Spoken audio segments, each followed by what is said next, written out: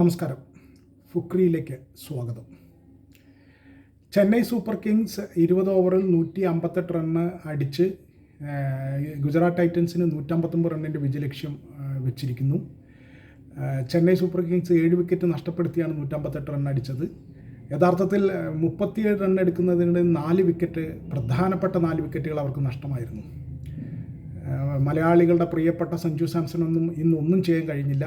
15 പന്തിലാണ് സഞ്ജു 11 റണ്ണടിച്ചത്. അതിൽ തന്നെ 2 ബൗണ്ടറിയാണ്. 73 strike rate. മറ്റൊരു പ്രധാനപ്പെട്ട ബാറ്ററായ സർഫറാസ് ഖാൻ വന്ന ആദ്യ പന്തിൽ തന്നെ 0 പുറത്തായി. ഉർവിൽ പട്ടേൽ ഇന്ന് ടീമിൽ എടുത്ത ഉർവിൽ പട്ടേൽ 4 റണ്ണ് മാത്രമാണ് എടുത്തത്. ബ്രവിസ് 2 റണ്ണിന് പുറത്തായി.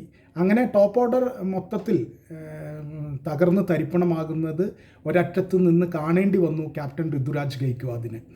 ഋതുരാജ് ഗെയ്ക്വാദ് ഈ സീസണിൽ ഒട്ടും ഫോമിലല്ലായിരുന്നു.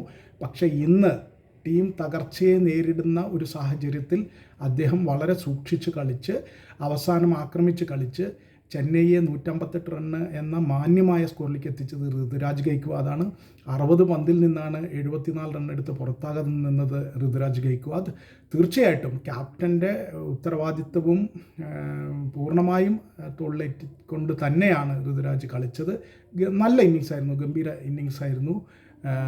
അക്കാര്യത്തിൽ യാതൊരു സംശയവുമില്ല. ശിവൻ ദുബെയും ഇപ്പോൾ 22 റണ്ണടിച്ച് ക്യാപ്റ്റന് നല്ല പിന്തുണ നൽകി.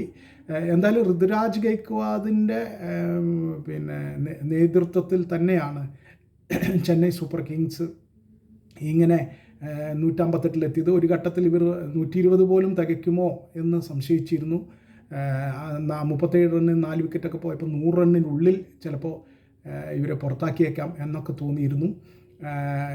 ഗുജറാത്ത് ടൈറ്റൻസിന് വേണ്ടി കഗീസോ റബാദ 25 റണ്ണ് വിട്ടുകൊടുത്ത് 3 വിക്കറ്റ് വീഴ്ത്തി.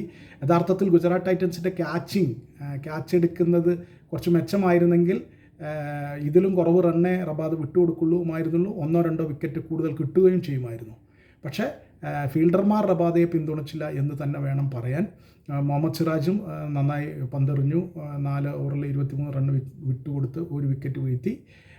ഒരുവിധം ആളുകളല്ല, അർഷദ് ഖാൻ ഒഴികെ. അർഷദ് ഖാൻ 4 ഓവറിൽ 43 റണ്ണ് വിട്ടുകൊടുത്തു, പക്ഷേ 2 വിക്കറ്റ് വീഴ്ത്തി. മാനവ് സുധാർ നന്നായി പന്തെറിഞ്ഞു.